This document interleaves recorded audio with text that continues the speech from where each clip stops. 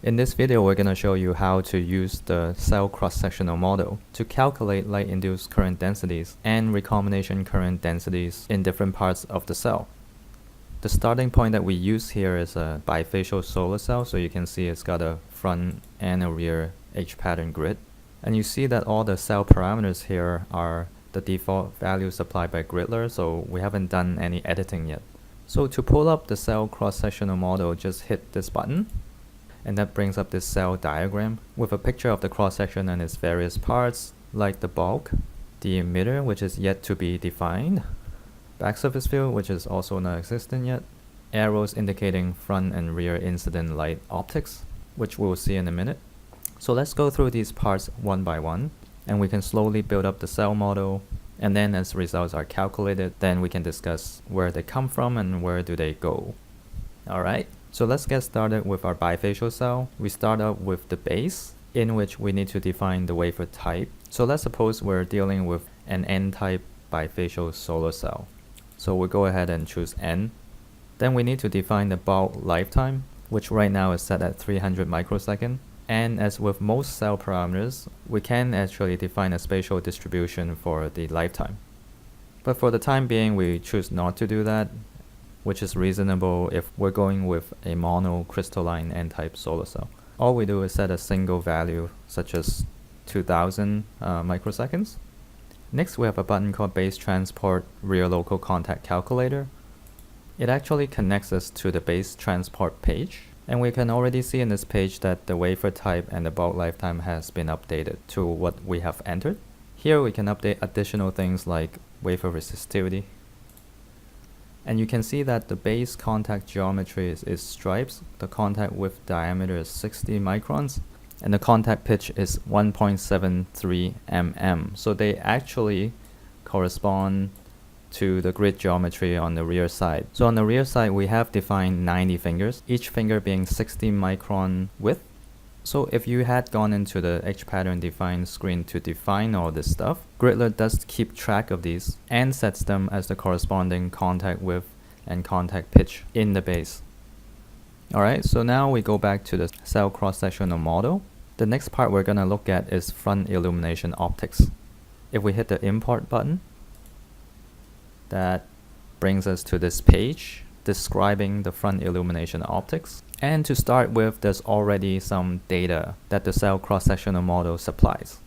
The top table, which is shown in this graph on the right, is the substrate absorptance, and it describes that every wavelength of relevance, in this case here being 300 to 1200 nanometer for silicon, the fraction of light which is absorbed in the silicon substrate for every photon of that wavelength incident from the front. And in the lower table, which is shown in the graph to its right, we have the spectrum of the light which is incident from the front side.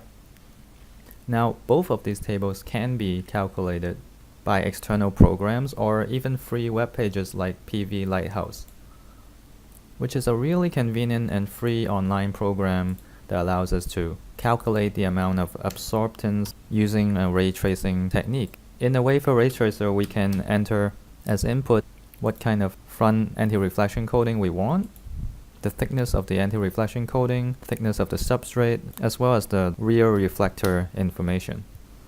So here we're just going to run an example ray tracing case, and the ray tracer will go ahead and simulate the substrate absorptance in this green curve. We go to output data, and we can simply copy out the data and just paste it into the table, and we've updated our absorptance curve. An even better tool available on PV Lighthouse for a ray tracing is called the module ray tracer. For our purposes, it does much of the same job as the cell ray tracer, but it just does it much faster and with much greater quantity of test rays, typically hundreds of thousands instead of 50,000 in the case of the cell ray tracer. And so you would end up with a smoother curve. Down below for the spectrum, we can also go to PV Lighthouse to download their tables, or we have a number of spectrum that's available for your convenience, like AM0 if you want to predict what happens in space in the absence of atmospheric absorption, or AM1.5D. Right now we're just gonna stick with the standard AM1.5G. which looks like this in terms of spectral irradiance, and by default the spectrum is normalized to yield an integrated photon flux between 300 to 1200 nanometers that sums up to a generation current density of 46.3 milliamps per centimeter square. So that corresponds to the maximum current density which you can obtain in this wavelength range if every incident photon were converted into an electron that flows out of the circuit. Okay, so we have defined the spectrum and the absorption. And we're just going to go back out to this cross-sectional model. So since we're dealing with a bifacial solar cell where we may consider light incident from the rear side of the cell, we can also define that as well. So as a start, Griddler supplies us with an example substrate absorptance curve for light incident from the rear that comes from a simulation if the rear side were planar instead of textured. And it looks something like this. If we're happy about it, we can keep that, which we do in this example. The spectrum remains the same at AM 1.5 G. Corresponding to one sun incidence, we are still at 46.3 milliamps per centimeter square generation current density. Next, for our N-type bifacial solar cell, we can start looking at the diffused layers on the front and rear side of the cell. If we're defining a front junction device, then at the top surface we have the emitter, and at the bottom surface we have the back surface field. If we switch the junction side, then the emitter would appear on the bottom and the BSF would be on the top. But for now, let's stick with the front junction device, and let's go ahead and look at the emitter calculation. When we click Calc, a window that describes the dope layer shows up, and we're really proud to say that this is a collaboration between SERIS Singapore and IFE Norway, the inventors of PC1D Mod 6.2 and Command PC1D 6.2. Very fast one-dimensional simulation programs for monocrystalline silicon wafer solar cells, which solves the couple equations of electron and hole transport as well as the Poisson equation. These programs are of course based on and closely related to the original PC1D, which was written by Paul Bazor and Don Cluxton and used widely in the PV industry and research communities. So the dope layer window follows very closely the format of PC1D. We can click Define Dopant Profile to define our dopant profile concentration versus depth based on a few parameters. So in this case, we'll just make an example of boron P+ emitter with, let's say, a junction depth of 0.5 micron with a Gaussian dopant profile. It's got a surface recombination velocity of 10,000 centimeters per second at the surface, and the layer itself has a bulk lifetime of 0.1 microseconds, just as an example. So when we hit PC1D for J0E and IQE button, actually Griddler calls in the background command PC1D 6-2 to calculate the corresponding saturation current density as well as the internal quantum efficiency of such an emitter, which would be relevant for the calculation of the emitter collection current density loss. So we're finished with this boron emitter profile as an example, and we can move on to the back surface field. So much in the same way, we can also, for expedience sake, define the dopant profile. So in this case, we have an N+ phosphorus BSF. We can set the peak doping a little higher, maybe the depth factor a little lower. We're also going to adjust the surface recombination velocity to 100,000, and again we can hit PC1D calculation to obtain the corresponding saturation current density and IQE curve. Next, let's take a look at what happens under the metal contact in terms of recombination. So if we had already defined the emitter profile, the same profile would actually exist under the metal contact, as you can see.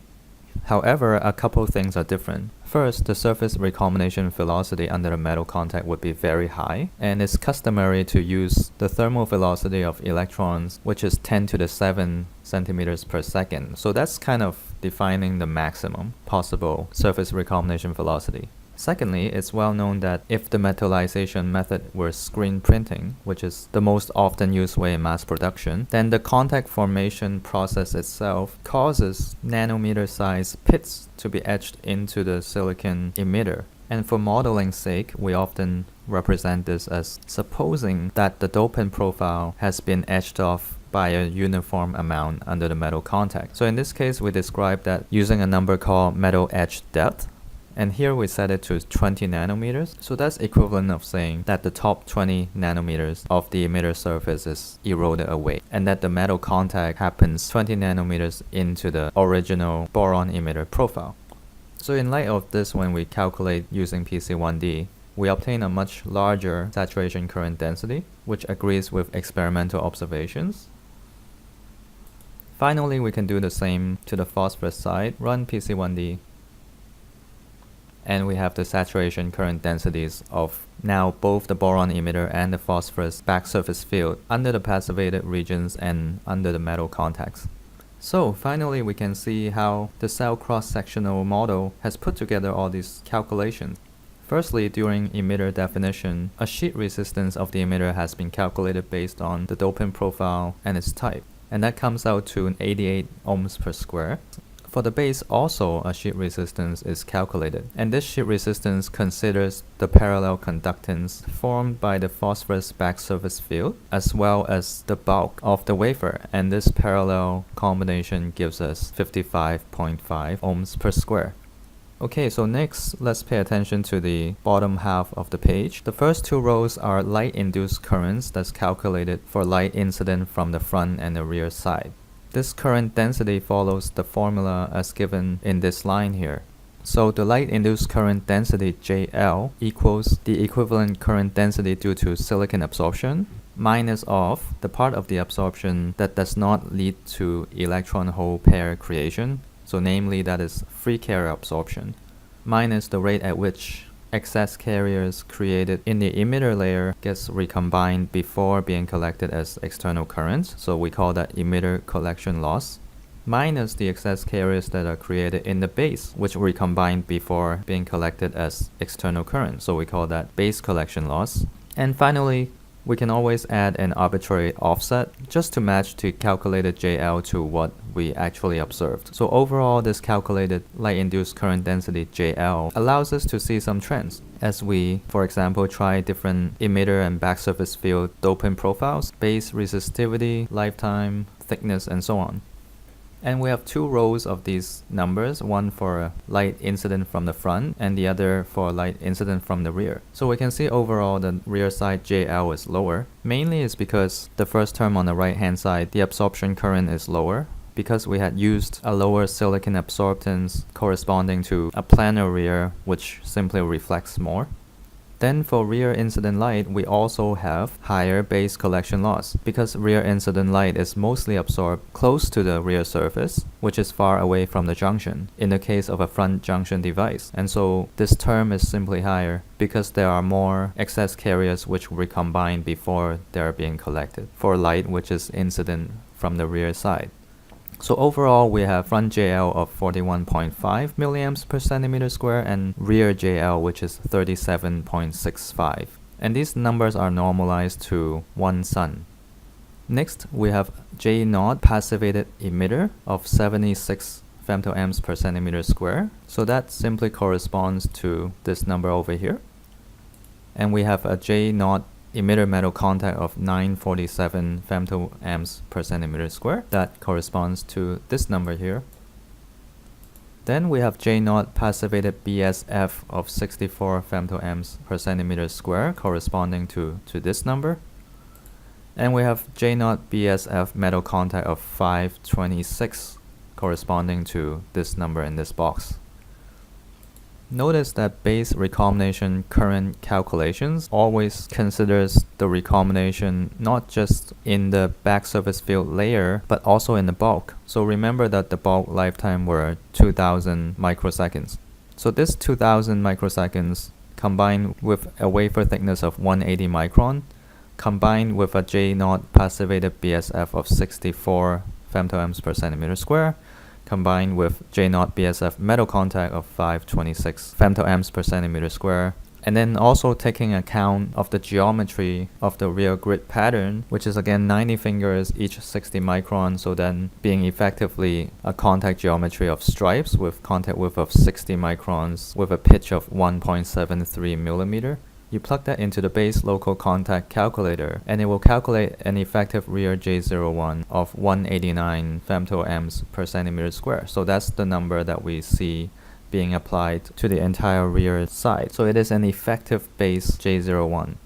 Now if we like, we can actually hit apply individually to each of these calculations, and these numbers will be transferred to the corresponding boxes in the Griddler main calculation screen.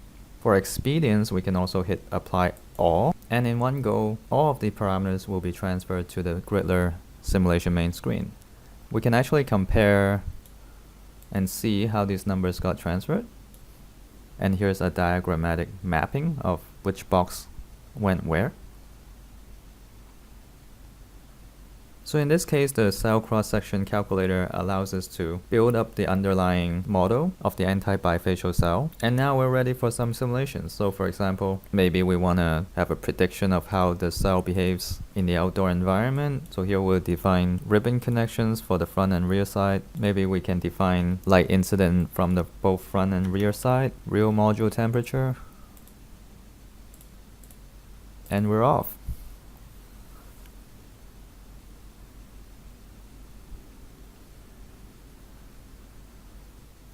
So we hope that the cell cross-section calculator will be very useful for you and your work. It gives your cell model a much more kind of physical basis. It gives you a convenient point to import optical simulation results such as from PV Lighthouse. And then for calculations related to dope layers such as recombination saturation current density and IQE, the cell cross-section model comes with a caller with the latest command PC1D 6.2 for quick and convenient calculations. So there you have it. Start using this new tool and move closer to a complete description of your solar cell.